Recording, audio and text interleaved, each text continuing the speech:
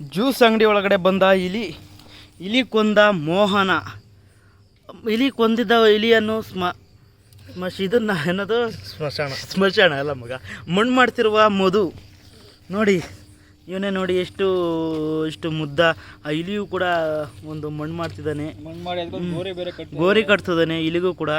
ಇವನೇ ನೋಡಿ ಮಧುಕುಮಾರ್. ಕತ್ತೈತ್ ಮಗ ಅಂದ್ಬಿಟ್ಟು ಅಳ್ಬೇಡ ಮಗ, ಇರಲಿ ಸಮಾಧಾನ ಮಾಡ್ಕ. ನೋಡು ಕೊಂದುಬಿಟ್ಟು ರಾಜರೋಷನ್ ನಿಂತಿರೋ ವ್ಯಕ್ತಿ ಕೊಂದೆ ಅನ್ನೋ ಅಹಂಕಾರದಲ್ಲಿ ಮೆರೀತಿದ್ದಾನೆ ಇವನು. ಆದರೆ ಇಲ್ಲಿ ಸಾಯ್ತು ಅನ್ನೋ ಫೀಲಲ್ಲಿ ಇದ್ದಾನೆ ಇವನು ಮಧು ಅನ್ನೋನು. ಈಗ ಯಾರಿಗೆ ಏನು ಹೇಳ್ಬೇಕು ಹೇಳಿ? ಅಹಂಕಾರದಲ್ಲಿ ಇರ್ತಾರ ಇಲ್ಲ ಅಳ್ತೀರ ಮಧುನ್ ನೋಡ್ಲಾ? ಹೇಳಿ ಜನಗಳೇ, ಹೇಳಿ ಏನು ಮಾಡಬೇಕು ಹೇಳಿ. ಇನ್ನೊಂದು, ಈಗ ಅಲ್ಲಿ ಪಕ್ಕದಲ್ಲೇ ಮೋಹನನನ್ನು ಕೊಲೆ ಮಾಡಿ ಉಣ್ಬೇಕಂತ ಪಕ್ಕದಲ್ಲೇ ಗುಂಡಿ ತೆಯ್ತಿದ್ದಾರೆ ಮಧು. ಆಗುತ್ತಾ ಇದು? ಅವ್ರು ನಂದೇನು ಕಿತ್ಕೊಳಕ್ಕಲ್ಲ ಅಂತ ಬಗ್ಗೆ ನೋಡ್ತವ್ರೆ. ಇದು ಏನು ಆಗುತ್ತೋ ಆಗಲ್ವೋ ಕಾದು ನೋಡಬೇಕಾಗಿದೆ. ವೀಕ್ಷಿಸಿ, ನಿಮ್ಮ ಅನಿಸಿಕೆಗಳನ್ನು ಮರೆಯದೆ ಕಮೆಂಟ್ ಮಾಡಿ, ಮೆಸೇಜ್ ಮಾಡಿ ದಯವಿಟ್ಟು. ಇದು ಮನೀಶ್ ಅವರು ಕೇಳಬೇಕಾಗಿದ್ದ ವಿಷಯ ಇದು. ಹಾಗೂ ರವೀಣ್ ಅವರು ಕೂಡ ನಿಮ್ಮ ಅನಿಸಿಕೆಯನ್ನು ಹೇಳಬೇಕಾಗಿ ವಿನಂತಿ.